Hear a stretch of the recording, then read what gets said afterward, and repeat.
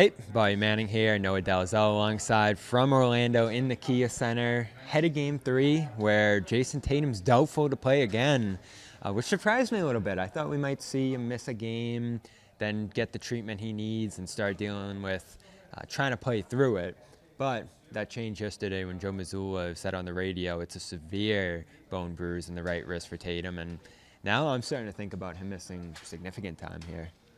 Yeah, I mean, I still don't know that we have long-term concern. Maybe we do. It's hard to assess because we have such limited information. But I'd say he's out tonight for sure. Yeah, it sounds unlikely that he's going to play. And honestly, I think them being up 2-0 in this series, it puts them in a position where it's like, maybe if it was tied 1-1, we look at a different injury report. But they don't really need to play. They don't really need him for this game. So I think they're going to roll with what they got. And I think they have enough, even without him, to build a 3-0 lead and give him that rest and give him that opportunity to get better for a future round.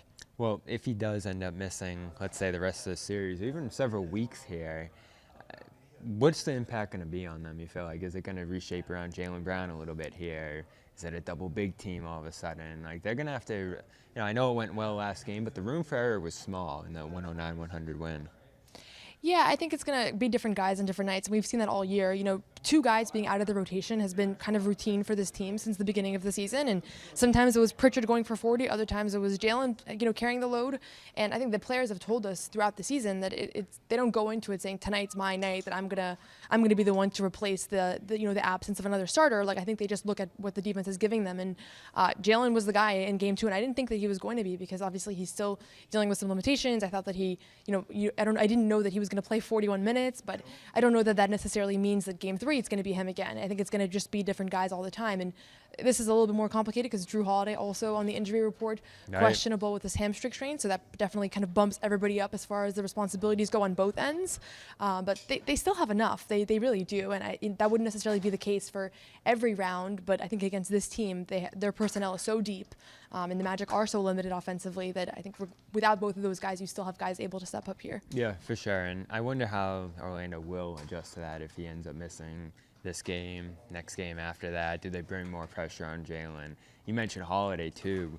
That's the guy who's been guarding Paolo for most of the series, and if you're down two of the guys who would be the primary defenders on him, does he start to get going a little bit in the series? Now, it just opens up a door a little bit, especially with home court shifting now, for the Magic to get something going here. And you know how it goes. Role players play a little bit better at home in the playoffs.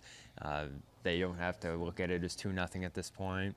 They can just play fresh starting tonight. So I don't know if Jrue's going to miss this game. I didn't even see an injury there that told us he would have been on the injury report with a hamstring here. But just another thing you have to start thinking about with this team now, alongside, as you said, the Jaylen stuff. How's he look after 41 minutes the other night? Yeah, and I saw people say he was kind of limping off the court when he did his post-game interview, Jaylen. I didn't see that. I don't know. Maybe he wasn't on the injury report, which is a good sign that he's been able to not be on the injury report through the postseason so far. Like, I think what they're doing for now is working, and I saw some people say, the knee injections are a short-term thing.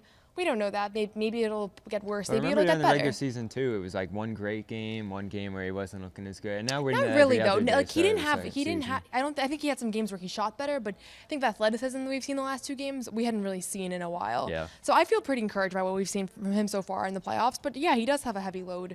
But he always has a heavy load. That's the other thing. Like, I think, obviously Tatum, he said it himself, but Tatum is kind of the focal point of the team's offense, but he always carries a massive responsibilities on all fronts in the postseason. So it's not anything that new. It's just the margin of error is that much slimmer. And that's really what this is all about to me. It's all about the margin of error for this team just being thinner when you're out your best player, and now you're out, one of your best players in Jrue Holiday. So it just means everybody else has to be that much better. And they can be, because I didn't think they played a great game too. And that was without Tatum. And so they clean up some of the things they did wrong in that game, and I'm sure that they've been reviewing film and especially offensively kind of looking at some of the ways where the offense wasn't the most efficient for large stretches of this game. I think they're going to be in good shape. They're +2 with Brown on the floor and Tatum off to start these playoffs, so it is a small margin for error that you're looking at in these games so far, and I don't think the Magic have been far off, especially in that game. They kept pushing back. Paolo's been great. He's been able to get his. So tonight, I think they do have a chance to steal one. And we knew, you said 5, right? I think most people have said 5, that they were going to steal at least one here. So this is their opportunity. If they don't get it here, they're probably done. Yeah, I mean, whenever you're down 2-0, you want to get that Game 3. Still, nobody has come back from that 3-0 deficit, and this is not going to be the team to do it. So I think this is a must-win game, obviously, for Orlando. I don't think they're too discouraged coming back, being down 0-2, because think that's a little bit the expectation, and you want to steal one on the road, but it's also like they haven't lost at home yet. So that's what they say, right? The series starts when the road team wins, and that hasn't happened yet. But, curious about Jrue, curious if this is something that is a longer-term concern. Obviously, a hamstring strain can be something that lingers for a while. I'm feeling one right now. It's not a good feeling. Yeah, it's also possible that he just, he plays tonight and we don't hear about this again. So limited knowledge here. I will say, like, as far as shootout goes, none of the starters were here by the time the media availability closed. So whether Jrue and Jayson and Jalen, all those guys, like, we they might be out there right now. We don't know. So it doesn't, just because we didn't see them doesn't mean that there's cause for concern. But yeah, certainly I think that the absence of two of those guys, it just kind of multiplies a lot of what you have to deal with, especially on the defensive end. How much did the Tatum developments over the last day here raise your concern with him? The big thing that raised my concern, honestly, was when he didn't warm up for game 2 and then he didn't play. He was just shut down. Yeah, because he's never missed a playoff game. We know it takes literally everything for him to sit out of games. I watched him in Phoenix. That's the one I'm always going to remember. Meaningless game in Phoenix, and sprained his ankle pretty badly 2 nights earlier, and he did everything he could to be ready for that game and was ultimately ruled out. And I think he probably would have played if it was up to him. But the fact that in this case now, a playoff game. Maybe he can't shoot.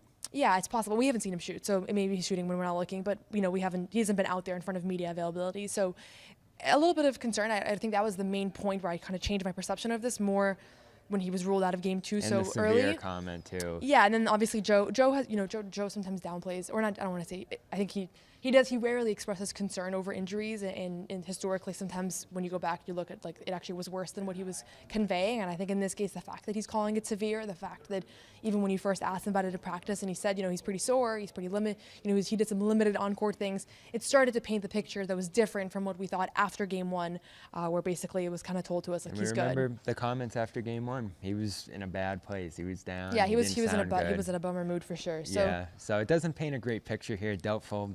Again, probably a designation that he's going to miss this game here tonight. If it's anything like game 2, there's some longer-term concerns here. Severe bone bruise could take several weeks, maybe even a month from what I was reading online there. So we'll see what ends up happening on that front with Tatum. We'll have updates here from Orlando throughout.